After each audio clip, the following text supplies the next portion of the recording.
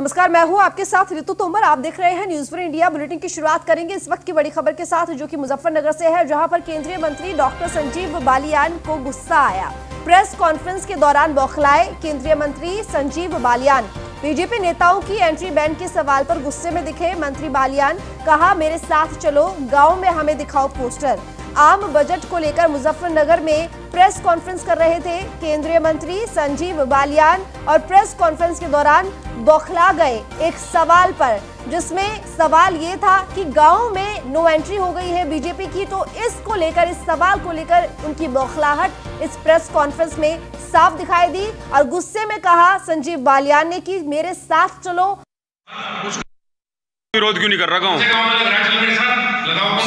कहीं पचेंडा में, कहीं गाँव में लगा। चल मेरे साथ। क्या यार बच्चों वाली बात कर, सारी बात पता होते हुए गाँव में विधायक जा रहे, गाँव में जा रहा, किस गाँव में नहीं जा रहे बताओ। 26 में आकार हुआ भाजपा का, 27 में आकार हुआ, हर गाँव में रोज जा रहे हैं, ये नहीं बात।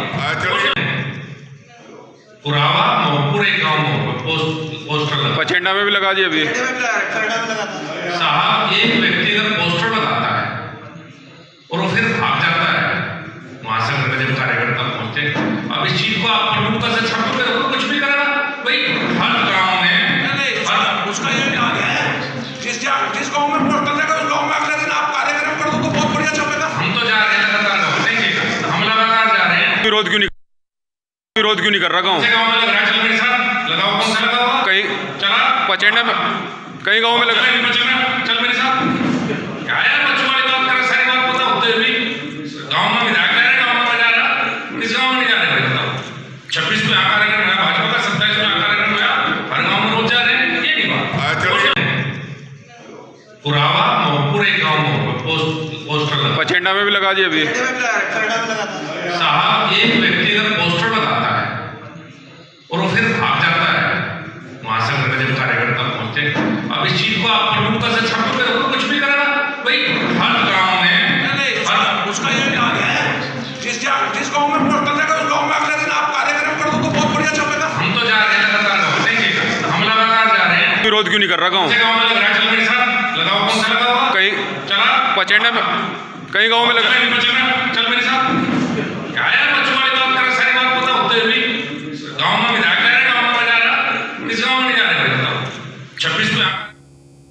तो लखनऊ से बड़ी खबर, जहां पर मुख्यमंत्री अभ्युदय योजना का शुभारंभ उन्होंने आज किया। सीएम योगी ने योजना का शुभारंभ किया। 16 फरवरी से प्रदेश के सभी मंडल स्तर पर ये योजना के तहत जो कोचिंग है वो शुरू हो जाएंगी, कोचिंग की पढ़ाई शुरू हो जाएगी। सीएम योगी के निर्देश पर बसंत पंचमी से ये कोचिंग की शुरुआत हो जाएगी। तो आज से इसका शुभारंभ हो गया है। मुख्यमंत्री योगी आदित्यनाथ ने अभ्युदय योजना का शुभारंभ किया। इसी के साथ प्रतियोगी छात्रों को निःशुल्क स्तरीय कोचिंग पाने का सुअवसर है। अभ्युदय योजना प्रतियोगी परीक्षाओं के छात्र कर सकेंगे अब निःशुल्क तैयारी। IAS PCS गाइडेंस देंगे। ऑनलाइन ऑफलाइन मोड में ये पढ़ाई होगी। मंडल स्तर पर अभ्युदय योजना के कोचिंग सेंटर खुलेंगे, और इसके साथ ही पहले मंडल और फिर जिलों में भी ये अभ्युदय कक्षाएं चलेंगी। योजना में पहले चरण में चयनित हुए 50,192 छात्र, और 4 दिन में 4,84,000 से अधिक छात्रों ने अपना पंजीकरण भी कराया। बता दें कि पहले चरण में यहाँ पर 4,84,852 छात्रों ने रजिस्ट्रेशन कराया था, जिनमें से 50,192 छात्रों का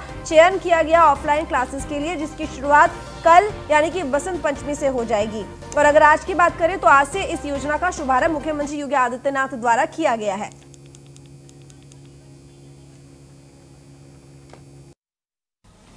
लॉकडाउन के दौरान उत्तर प्रदेश के प्रतियोगी छात्र कोटा में और प्रयागराज में बहुत बड़ी मात्रा में फंसे थे। लगभग 30,000 विद्यार्थियों को सुरक्षित उनके घरों तक पहुंचाना ये मेरे लिए चुनौती थी। एक तरफ लॉकडाउन का पालन भी करना है, लेकिन साथ साथ अपने युवाओं को सुरक्षित उनके घरों तक भी पहुंचाना है। बहुत सारी जगह विरोध शुरू हो रहे थे। जब मैंने निर्णय लिया कि मैं उत्तर प्रदेश के नौजवानों को नहीं, उनके यहाँ से कोटा से उत्तर प्रदेश और उत्तर प्रदेश में उनके घर तक पहुंचाना है, आपने देखा होगा उस समय कितना विरोध हुआ था देश के अंदर, लेकिन हमने फिर भी अपनी बसें भेजी। आज विकास हो रहा है। जितना विकास गोरखपुर में हो रहा है उतना ही लखनऊ में भी हो रहा है, उतना ही प्रयागराज में, उतना ही वाराणसी में, उतना ही आजमगढ़ में भी, जिस आजमगढ़ का नाम लेने से लोग डरते थे। हर एक जगह विकास उसी रूप में हो रहा है। क्योंकि शासन की नियत और उसको जमीन तक पहुंचाने वाली टीम की नियत दोनों अगर साफ सुथरी हो तो फिर लक्ष्य को प्राप्त करने में कोई कठिनाई नहीं। और आज ओडीओपी योजना के माध्यम से भी हम लोगों को, अपने युवाओं को अधिक से अधिक मात्रा में रोजगार दिलाने और अपने स्थानीय उत्पाद को आगे बढ़ाने और उद्यमियों को भी प्रोत्साहित करने में काफी मदद मिली है। हम लोगों ने भारत सरकार के सहयोग से प्रदेश के अंदर खेती को तकनीक के साथ जोड़ने का कार्य किया। कृषि विज्ञान केंद्र हर एक जनपद में हम लोगों के द्वारा बनाए गए हैं। कृषि विश्वविद्यालयों को कृषि विज्ञान केंद्रों के साथ जोड़ने, कृषि विज्ञान केंद्रों को किसानों के साथ जोड़ने, उन्हें नई तकनीक, नया बीज और फिर मार्केटिंग की सुविधा उपलब्ध कराने की कार्रवाई हो रही है। मंडियों को भी हम लोगों ने तकनीक के साथ जोड़ने का कार्य किया है। ये सभी इसलिए कि जिससे किसानों के जीवन में आमूलचूल परिवर्तन करके हम उन्हें कम मेहनत में ज्यादा लाभ दे सकें, अच्छी सुविधा दे सकें। तो वहीं मुरादाबाद दौरे पर रहे सीएम योगी आदित्यनाथ, सामूहिक विवाह समारोह में सीएम योगी आदित्यनाथ शामिल हुए। नए जोड़ों को सीएम योगी आदित्यनाथ ने आशीर्वाद दिया। 148 करोड़ की 48 परियोजनाओं की भी सौगात दी मुरादाबाद में। तो सभी जोड़ों को बधाई देता हूं। मुख्यमंत्री योगी आदित्यनाथ ने कहा, महामारी से बचाने के लिए समय पर पीएम ने फैसला लिया। अगर समय पर फैसला नहीं लिया जाता तो स्थिति खराब होती। कोरोना काल में कई अहम फैसले लिए गए हैं, गरीबों के घर तक राशन पहुंचाए गए हैं। तो मुख्यमंत्री योगी आदित्यनाथ ने इस दौरान कार्यक्रम को संबोधित करते हुए ये तमाम बातें कही। आपको बता दें कि सामूहिक विवाह समारोह का कार्यक्रम का आयोजन किया गया था मुरादाबाद में और इसी दौरान मुख्यमंत्री योगी आदित्यनाथ ने 148 करोड़ की 48 परियोजनाओं की सौगात भी मुरादाबाद वासियों को दी।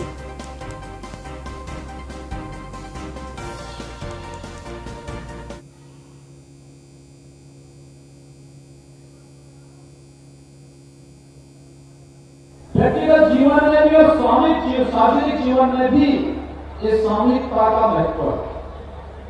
हम जब मिलकर के किसी एक अभियान के साथ जुड़ते हैं तो हमें सफलता के उतने नजदीक लेकर के आ जाता है। कार्य का शुभारंभ कैसे हो रहा है, कार्य की सफलता इसके निहित होती है। और कार्य का शुभारंभ अच्छा होगा तो स्वाभाविक रूप से सफलता भी उतनी ही नजदीकी से हमें प्राप्त होती हुई दिखाई देती है। और आज जो सफलता पूर्वक इस कोरोना कालखंड के दौरान 2754 जोड़े दाम्पत्य जीवन में प्रवेश कर रहे हैं, ये उसी सामूहिकता के दर्शन का एक नया उदाहरण है। स्वामी प्रसाद जी, मैं इसके लिए आपको और आपकी पूरी टीम को हृदय से बधाई देता हूं, धन्यवाद देता हूं। श्रम विभाग ने आपके नेतृत्व में बहुत अच्छा काम किया। आज हम लोग फरवरी महीने में, दूसरी तरफ कुछ ऐसे भी लोग हैं जो किसानों का, मजदूरों का हित नहीं होने देना चाहते। वे कुछ न कुछ एक नकारात्मकता पैदा करने का प्रयास करते हैं। उनको बुरा लगता है जब किसान की फसल का दाम किसान के खाते में जाता है तो स्वाभाविक रूप से बीज की जो दलाली है बंद हो जाएगी। तो जो दलाल है उनको परेशानी होने लगती है, ये कैसे हो गया, क्योंकि कुछ लोगों का तो यही कार्य रहा है। स्वर्गीय राजीव गांधी वैसे ही नहीं बोलते थे कि हम 100 रुपया भेजते हैं, 15 ही गरीब के खाते में पहुंचता है। ये 85 रुपया कहां जाता था? जिन दलालों के खाते में जो दलाल 75-85 रुपए को हड़प कर जाते थे, वही लोग आज परेशान हैं, वही लोग नकारात्मकता पैदा करने का प्रयास कर रहे हैं। तो वहीं बिजनौर दौरे पर रही कांग्रेस महासचिव प्रियंका गांधी, किसान महापंचायत को प्रियंका गांधी ने संबोधित किया। देश का किसान आज उठ चुका है, देशभक्त और देशद्रोही में अंतर नहीं पहचान पाए पीएम। किसानों का भला नहीं कर रही है सरकार। 2017 से यहां गन्ने का रेट ही नहीं बढ़ा है। मोदी सरकार जो नए कानून लाई है उससे उद्योगपति जमाखोरी कर सकते हैं।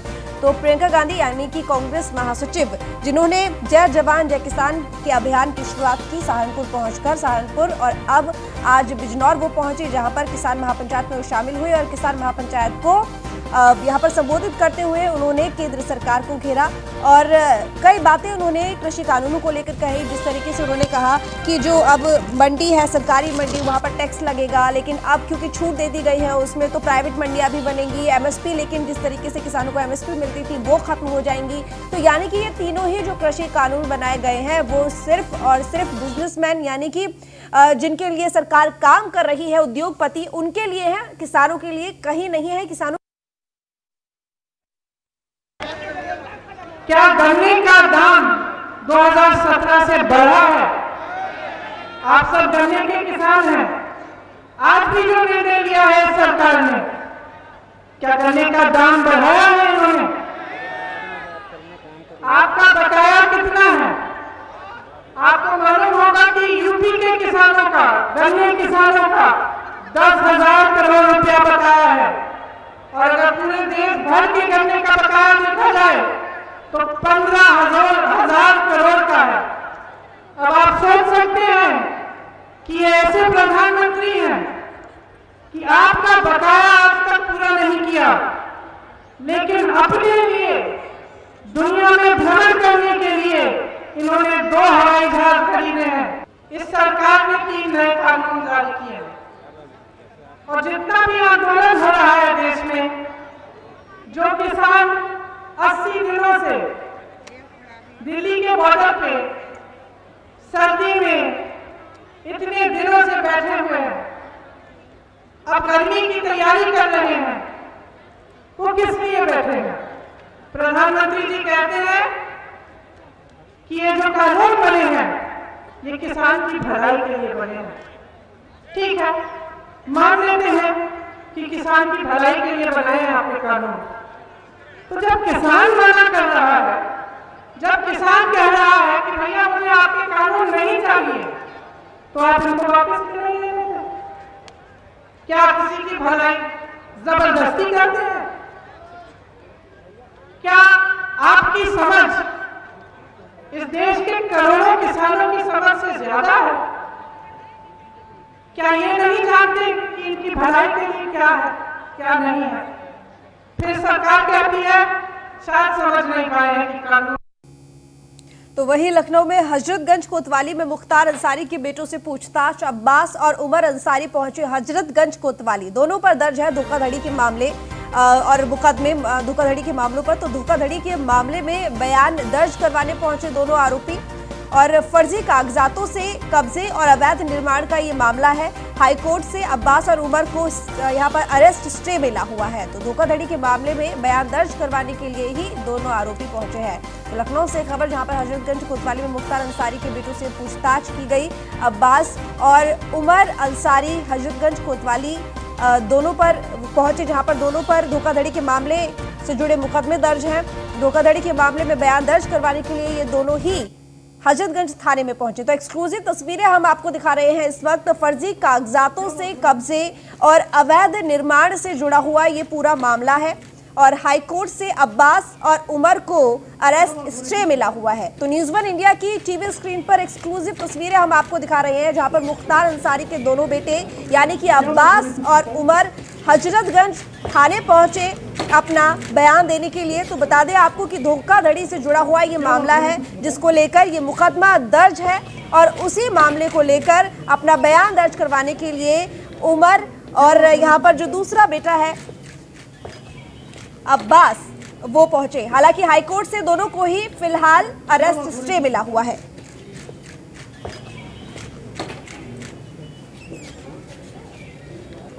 क्या बात हो रही, कुछ बताएं?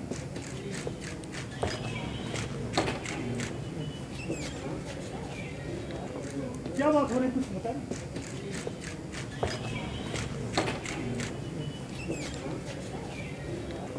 क्या बात हो रही, कुछ बताएं? तो फर्जी कागजातों से कब्जे और अवैध से जुड़ा ये पूरा मामला है, जिसको लेकर अपना बयान दर्ज कराने के लिए अब्बास और उमर हजरतगंज कोतवाली थाने पहुंचे। दोनों पर धोखाधड़ी से जुड़े हुए मामले दर्ज हैं। नीलेश चौहान हमारे संवाददाता इस वक्त जुड़े हुए हैं। नीलेश, मुख्तार अंसारी के दोनों बेटे उमर और अब्बास हजरतगंज थाने पहुंचे हैं, क्या कुछ जानकारी? बेटे उमर, अब्बास आज हजरतगंज कोतवाली पहुंचे हैं। कोतवाली इसलिए पहुंचे हैं क्योंकि हजरतगंज कोतवाली में जिला प्रशासन के द्वारा गंभीर धाराओं में इन दोनों के खिलाफ मुकदमा दर्ज कराया गया था, जिसके बाद इसकी विवेचना चल रही है। विवेचना के क्रम में आज इनको बुलाया गया है और इनके बयान दर्ज करने के लिए पुलिस ने इनको बुलाया और पूछताछ कर रही है। इन दोनों के ऊपर धोखाधड़ी और अवैध तरीके से अतिक्रमण और कब्जा करने के गंभीर आरोप लगे हुए इनके ऊपर, जिनको लेकर जिला प्रशासन लखनऊ ने इनके ऊपर मुकदमा दर्ज कराया था, जो लगातार जिसकी पड़ताल की जा रही है। पड़ताल के क्रम में आज इनको हजरतगंज कोतवाली तलब किया गया था, जहां पर दोनों पहुंचे हैं। आपको बता दें कि दोनों के ऊपर जो कोर्ट ने स्टे दे रखा है, इसकी वजह से ये बाहर घूम रहे हैं। हालांकि आज कोतवाली में पूछताछ के बाद इनको वापस भेजा जाएगा। ठीक है नीलेश, आखिर ये कौन सी प्रॉपर्टी है जिसको लेकर फर्जी कागजातों से कब्जे और अवैध निर्माण को लेकर ये पूरा मामला चल रहा है? हाल ही में मुख्यमंत्री योगी आदित्यनाथ का जो सख्त निर्देश था, उस निर्देश के क्रम में लखनऊ में मुख्तार अंसारी की कई जो प्रॉपर्टियां थी, उसको जिला प्रशासन और एलडीए ने संयुक्त रूप से ध्वस्त कर सरकारी जमीन को मुक्त कराया है। उन प्रॉपर्टियों से जुड़ा इनके ऊपर मुकदमा जिला प्रशासन लखनऊ ने दर्ज कराया था, जिसके क्रम में इनसे आज पूछताछ करने के लिए हजरतगंज कोतवाली बुलाया गया है। उसके अलावा लखनऊ में कई और प्रॉपर्टियां हैं जिनके ऊपर इनके आरोप लगाए गए हैं कि इन्होंने उन प्रॉपर्टियों को गलत तरीके से कब्जा किया है या फिर किसी से जबरन ले लिया है। तमाम आरोपों के क्रम में जिला प्रशासन ने इनके ऊपर एफआईआर दर्ज कराई थी, उसी को लेकर आज विवेचना की जा रही है और इनको दोनों को तलब किया गया। चलिए, बहुत शुक्रिया आपका तमाम जानकारी के लिए। लखनऊ से खबर है जहां पर सपा ने सिरसागंज विधायक को पार्टी से निकाल दिया है। तो पार्टी विरोधी गतिविधियों के चलते 6 साल के लिए ये निकाला गया है और सपा अध्यक्ष अखिलेश यादव ने निष्कासित किया है। फिरोजाबाद की सिरसागंज सीट से विधायक हैं हरिओम सिंह यादव, जिन्हें 6 साल के लिए पार्टी से निष्कासित कर दिया गया है। तो बता दें आपको कि सिरसागंज विधायक को पार्टी से निकाला गया है।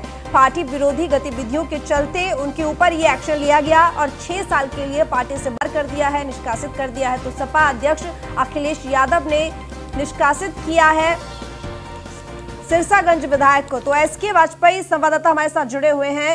एसके, सपा ने सिरसागंज विधायक को पार्टी से 6 साल के लिए निष्कासित कर दिया है, क्या वजह रही, किन मामलों की वजह से आखिर सपा अध्यक्ष अखिलेश यादव ने फिरोजाबाद की सिरसागंज सीट से जो विधायक है हरिओम उन्हें बाहर किया है? बिल्कुल, जिस तरीके से हम कहें कि उत्तर प्रदेश में अभी 10 एमएलसी का चुनाव हुआ है, जिसमें 10 बीजेपी के निर्विरोध हुए हैं और 2 समाजवादी पार्टी के निर्विरोध हुए हैं। कहीं न कहीं उसको लेकर सभी विधायकों के साथ सपा सुप्रीमो अखिलेश यादव ने बैठक की थी, जिसके बाद ये निर्देशित किया गया था कि अगर मतदान होता है तो ऐसी स्थिति में सभी विधायक एकजुट रहेंगे और साथ ही साथ में जो आरएलडी के विधायक हैं उनसे भी सपा लगातार संपर्क में थी कि अगर चुनाव होता है तो ऐसी स्थिति में सभी विधायकों की उपस्थिति जरूरी होगी। तो कहीं न कहीं हरिओम सिंह यादव पर जो पार्टी की तरफ से अंदरूनी अखिलेश यादव को जो ये पता चली कि वो लगातार बीजेपी के संपर्क में है और कहीं न कहीं अगर मतदान होता है तो ऐसी स्थिति में वो बीजेपी जो समर्थित प्रत्याशी हैं उनका समर्थन कर सकते हैं। जिसके बाद अखिलेश यादव ने पूरे मामले की इंटरनल जांच कराई थी। जांच कराने के बाद ये साबित हो गया कि अखिलेश यादव की जांच में साबित हुआ कि हरिओम सिंह पूरी तरीके से पार्टी विरोधी गतिविधियों में लिप्त है और खासतौर पर जो समाजवादी पार्टी की विरोधी पार्टी है भारतीय जनता पार्टी, उसके संपर्क में है। इसके बाद सपा सुप्रीमो अखिलेश यादव ने उन पर कार्रवाई कर दी है। 6 साल के लिए फिलहाल उनको पार्टी से बाहर का रास्ता दिखा दिया गया है। तो निश्चित है कि अगर हम देखें जिस तरीके से सपा के वर्तमान में 48 विधायक हैं, तो ऐसी स्थिति में एक विधायक को पार्टी से निकाले जाने के बाद कहीं न कहीं सपा की संख्या अब एक विधायक की और कम हो गई है। फिलहाल 6 साल के लिए अब हरिओम सिंह यादव पार्टी में नहीं है। जी ठीक है, यहाँ पर क्या हरिओम सिंह यादव की तरफ से इस पूरे मामले को लेकर कोई प्रतिक्रिया या कोई बयान आया?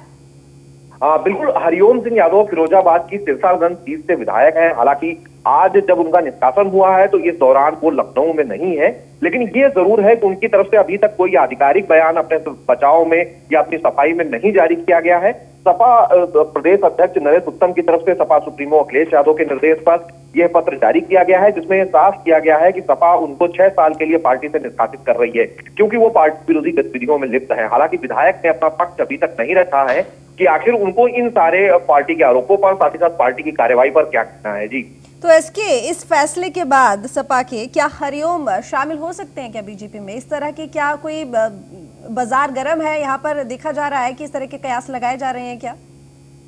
बिल्कुल, क्योंकि अब बहुत ज्यादा उम्मीदें नहीं है उनकी। हालांकि अगर वो पार्टी बीजेपी में ज्वाइन जरूर हो सकते हैं, लेकिन अब चुनाव के लिए चूंकि 1 वर्ष से कम का भी समय तो ऐसी स्थिति में कहीं ना कहीं अब ये बीजेपी के लिए भी बड़ी परेशानी होगी कि अगर उनको पार्टी में शामिल करती है तो इस स्थिति में उनको सिरसागंज सीट से टिकट देगी या नहीं देगी, क्योंकि बीजेपी के जो पहले के प्रत्याशी वहां पर हैं, तो उनका टिकट काटना भी बीजेपी नहीं चाहेगी। तो ऐसी स्थिति में अब बीजेपी उनको लेकर क्या एक्शन लेती है, ये बड़ा सवाल जरूर है।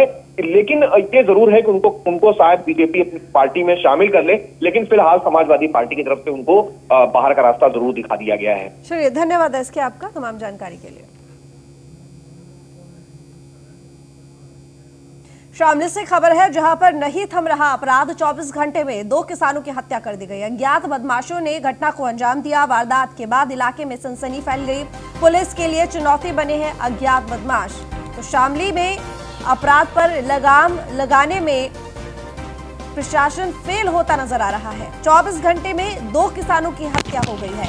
अज्ञात बदमाशों ने घटना को अंजाम दिया है और वारदात के बाद इलाके में सनसनी फैल गई है। तो पुलिस के लिए ये अज्ञात बदमाश चुनौती बने हुए हैं, यानी कि इस आपराधिक जो गतिविधियां पिछले 24 घंटे में हुई हैं, 2 बार किसानों की हत्या हुई है, इसके बारे में कोई भी खुलासा अभी करने में पुलिस यहाँ पर सफल नहीं हुई है। और अज्ञात बदमाशों ने जिस तरह से घटना को अंजाम दिया है, इसकी वजह से इलाके में डर का माहौल है, सनसनी फैल गई है। हालांकि पुलिस पूरी कोशिश कर रही है कि इस मामले को जल्द से जल्द सुलझाया जा सके, लेकिन चुनौती बने हुए हैं ये अज्ञात बदमाश पुलिस प्रशासन के लिए। मैं गया था, जो बिजार बुजुर्ग बढ़ जाते हैं खेत में उनको हटाने, तो फिर वो आया नहीं। कभी लेट भी आ जावा था, कभी 12 बजे आ जावे, 2 बजे आ जावे, तो खेत में चक्कर मारता रहता था। तो हमारे को सुबह पता चला तो वहाँ से वो मरा पड़ा था खेत में। आज करीब सुबह 8 बजे जनपद शामली के आदर्श मंडी थाना को सूचना प्राप्त हुई कि मुंडेर गांव के बाहर ई के खेत में एक व्यक्ति का शव पड़ा हुआ है, जिसकी सूचना पर तत्काल आदर्श मंडी पुलिस मौके पर पहुंची। जांच के उपरांत पाया कि मृतक की शिनाख्त पवन सनॉफ भोलू उम्र करीब 45 वर्ष के रूप में हुई है, जिसकी किसी अज्ञात व्यक्ति के द्वारा गोली मारकर हत्या कर दी गई है। मृतक के परिवारजनों के द्वारा अज्ञात व्यक्ति के विरुद्ध अभियोग पंजीकृत कराया गया है एवं घटना के सफल अनावरण के लिए सर्विलांस एवं फॉरेंसिक टीम की मदद लेते हुए एक टीम का गठन किया गया है। तो अमित मोहन हमारे संवाददाता हमारे साथ जुड़े हुए हैं। अमित, शामली में पिछले 24 घंटे में 2 किसानों की हत्या हो गई है, क्या कुछ जानकारी? आपको बता दें, जनपद शामली में कल भी थाना गढ़ी पुख्ता क्षेत्र के गांव पेलखा में एक किसान प्रमोद का गोली लगा शव मिला था। अभी घटना के 24 घंटे भी नहीं हुए थे कि आदर्श मंडी थाना क्षेत्र के गांव मुंडेट कला में भी एक किसान पवन का गोली लगा शव मिलने से सनसनी फैली है। जी ठीक, पुलिस की अब क्या कार्रवाई चल रही है? सूचना पर मौके पर पुलिस ने घटनास्थल का जायजा लिया और मृतक के शव को पोस्टमार्टम के लिए भेज दिया है। अमित, जो यहाँ पर किसानों के परिवारजन हैं, उनकी तरफ से क्या कहना है इस पूरे मामले को लेकर? क्या किसी तरह की किसी आशंका किसी पर, आखिर क्यों हत्या हुई है, क्या उस वजह का खुलासा हो पाया है? कोई जानकारी मिल पाई है? नहीं, अभी तो कोई खुलासा नहीं हो पाया दोनों घटना में। पुलिस अभी मामले की जांच में लगी है। ठीक, चलिए अमित, बहुत शुक्रिया आपका।